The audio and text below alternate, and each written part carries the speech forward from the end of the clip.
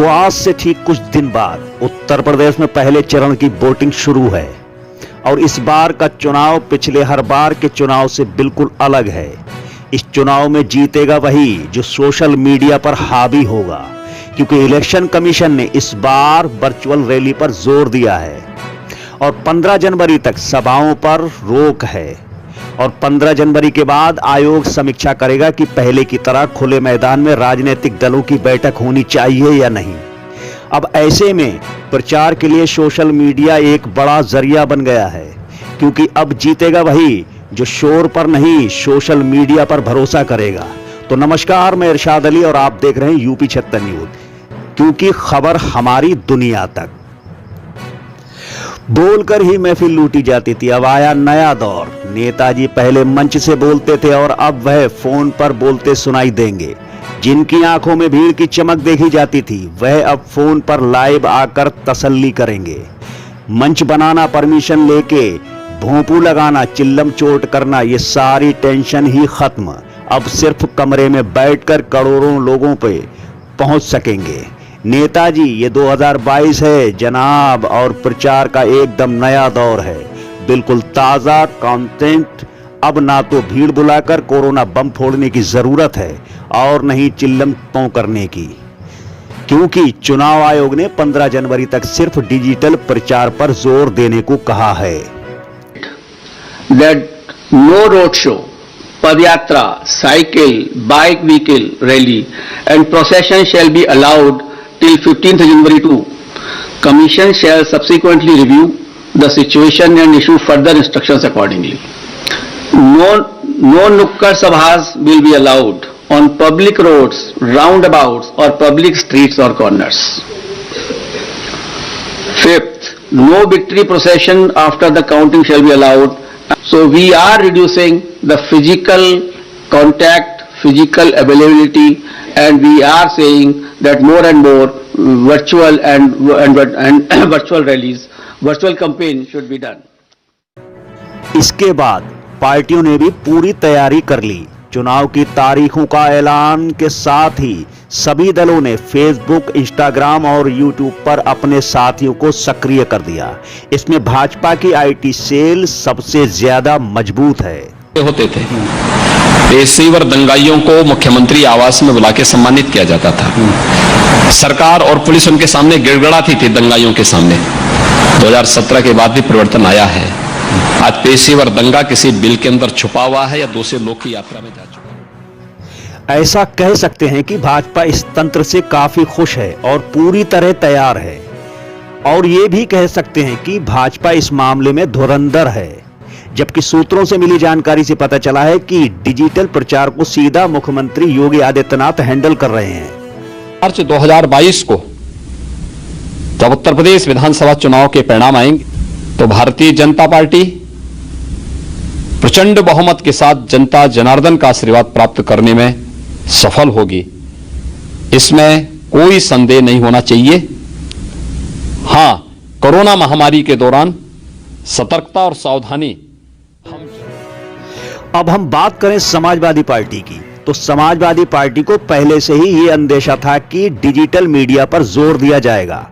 इसीलिए समाजवादी पार्टी ने भी पहले से ही अपने कार्यकर्ताओं को सोशल मीडिया पर एक्टिव कर दिया। हालांकि इनकी वर्चुअल रैली की कितनी तैयारी है इसका अंदाजा नहीं लग पा रहा है, जबकि सूत्रों के अनुसार सपा का प्रचार भाजपा पर भारी पड़ने वाला है। इलेक्शन कमीशन भी तमाम नियमों को और तमाम नियम बनाए हैं। मेडिकल ऑफिसर्स, नोडल ऑफिसर्स बनाए गए हैं। डिस्ट्रिक्ट और अन्य जगह पर मेडिकल ऑफिसर भी नोडल ऑफिसर्स हैं। तो कहीं ना कहीं आशंका इस बात की भी है कि कोविड होगा या कोविड फैलेगा, और अगर वर्चुअल रैली के लिए हम जाएंगे तो उन पार्टियों के लिए कहीं ना कहीं इलेक्शन कमीशन को सोचना चाहिए। जिन पॉलिटिकल पार्टीज के पास, जिन पॉलिटिकल पार्टीज के वर्कर्स के पास अगर कोई इंफ्रास्ट्रक्चर नहीं है, वर्चुअल रैली के लिए तमाम चीजें नहीं है, तो आखिरकार वो कैसे करेंगे? इसलिए कहीं ना कहीं इलेक्शन कमीशन को कुछ तो सहयोग करना चाहिए, चाहे वो चैनल के माध्यम से विपक्ष के लोगों को समय ज्यादा दें, फ्री में समय मिले। ये अगर इलेक्शन कमीशन चिन्हित करता है, निश्चित करता है, तो वर्चुअल रैली या वर्चुअल कार्यक्रम या पॉलिटिकल पार्टीज अपनी बात जनता तक पहुंचाने चाहेंगे। हालांकि अखिलेश यादव ने चुनाव आयोग से मदद मांगी है उन्होंने कहा है कि जिन दलों के पास ये सब इंतजाम नहीं है, चुनाव आयोग को उनकी मदद करनी चाहिए। सपा मुखिया ने अपने कार्यकर्ताओं को फेसबुक, इंस्टाग्राम व व्हाट्सएप से जुड़ने के लिए कहा है। जबकि खबर तो ये भी है कि इस बार उस प्रत्याशी को तवज्जो दी जाएगी जो सोशल मीडिया पर ज्यादा एक्टिव हो। अब देखा जा रहा है कि पिछले कुछ समय से समाजवादी पार्टी के डिजिटल विंग को पहले से ज्यादा मजबूत किया जा रहा है और लोगों को निरंतर जोड़ा जा रहा है।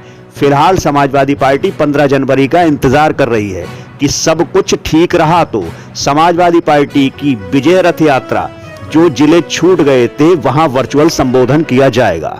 सपा का मानना है कि लोगों को डिजिटल मीडिया से जोड़ने में उनके द्वारा बांटे गए लैपटॉप का बड़ा योगदान है। अब हम बात करेंगे कांग्रेस की, तो वह भी भाजपा व सपा की तरह कांग्रेस भी पीछे नहीं है।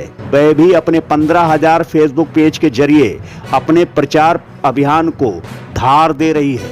कांग्रेस पार्टी ने लगभग 2 लाख ट्रेंड वर्कर की एक भारी भरकम फौज तैयार कर रखी है।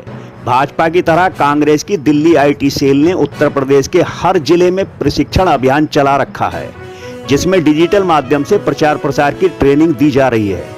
पार्टी ने लगभग 1.5 lakh WhatsApp group, 15,000 Facebook page के जरिए करीब 3 करोड़ लोगों तक अपना मैसेज पहुंचाने में कामयाबी हासिल की और ये भी अभियान निरंतर जारी है। और हम आपको बता दें कि इन सबको प्रियंका गांधी खुद मोनेटाइज करती हैं। इस अभियान से सबसे ज्यादा महिलाओं की भागीदारी है। सभी राजनीतिक दल सोशल मीडिया पर एक्टिव हो चुके हैं, तो जरा बसपा की भी सुने। मायावती के नाम से भी सोशल मीडिया पर कई अकाउंट बन चुके हैं और उनके अकाउंट से बसपा का यूपी की सत्ता में लौटने का दावा हो चुका है। मायावती के हर अकाउंट पर उनके पिछले काम और सरकार की नाकामयाबियों की तस्वीरें शेयर की जा रही हैं। मायावती के अकाउंट से एक पोस्टर सबसे ज्यादा वायरल हो रहा है, 10 मार्च सब कुछ साफ। बीएसपी ही एकमात्र ऐसी पार्टी है जो यूपी की जनता को, जो खासकर यूपी की जनता को जहां सर्वजन हिताय व सर्वजन सुखाय की नीतियों पर आधारित लोकप्रिय सरकार दे सकती है। वैसे मुझे पूरी उम्मीद है कि प्रदेश की जनता इस बार चुनाव में किसी भी पार्टी के बहकावे में आने वाली नहीं है और यहाँ पे एकमात्र हितैषी पार्टी बीएसपी को ही सत्ता में जरूर लाएगी। चाहे इस चुनाव में यहाँ सभी सर्वे एजेंसियां मैनेज होकर वोट पड़ने तक भी बीएसपी को रेस से बाहर क्यों ना दिखाती रहे, जबकि इसी प्रकार सन 2007 के चुनाव में भी इन्होंने बीएसपी को रेस से बाहर तथा सपा व बीजेपी को ही रेस में आगे दिखाया था, लेकिन नतीजों में इनका ये सर्वे उल्टा हो गया था और फिर सपा व बीजेपी आदि पार्टियां रेस में हमसे काफी पीछे रह गई थी। खैर, सोशल मीडिया की जंग में कोई मजबूत और कोई कमजोर रहा है, परंतु इन डिजिटल कैंपेनिंग में कौन शेर और कौन सवा शेर, इस सवाल का जवाब 10 मार्च तक सबको मिल जाएगा, क्योंकि यूपी 76 न्यूज के पास है डिजिटल मीडिया का बड़ा जखीरा। सबसे पहले भ्रष्टाचारी दुश्मन नाम से साप्ताहिक समाचार पत्र, यूपी 76 न्यूज व भ्रष्टाचारी दुश्मन नाम से 2 यूट्यूब चैनल जिस पर अपार दर्शकों की संख्या, यूपी 76 न्यूज नाम से फेसबुक पे पेज, उसमें हजारों की संख्या में फॉलोवर, साथ ही साथ फेसबुक पर यूपी 76 न्यूज के नाम से एक ग्रुप जिसमें हजारों की संख्या में सदस्य। तो घबराएं नहीं, हमसे संपर्क करें, हम करेंगे प्रचार प्रसार। सबसे सस्ता, सबसे ज्यादा लोगों की संख्या, सबसे ज्यादा प्रचार प्रसार के साधन, सबसे कम दाम और सबसे ज्यादा खबरें, सबसे सटीक खबरें। यूपी 76 न्यूज वेब पोर्टल से सबसे पहले खबर पाने का एकमात्र जरिया, जनपद में आज के समय का सबसे अग्रसर नेटवर्क सिर्फ यूपी 76 न्यूज। जो जुड़े रहिए हमारे साथ और देखते रहिए यूपी 76 न्यूज, क्योंकि हम देंगे सबसे सटीक जानकारी। तो एक बार फिर मैं आपसे कहना चाहूंगा, यदि आपने हमारे चैनल को सब्सक्राइब नहीं किया है तो चैनल को सब्सक्राइब करें, इस खबर को लाइक करें, शेयर करें, कमेंट करें और देखते रहें यूपी 76 न्यूज। हम फिर मिलते हैं, तब तक के लिए मैं आपका दोस्त इरशाद अली। जय हिंद।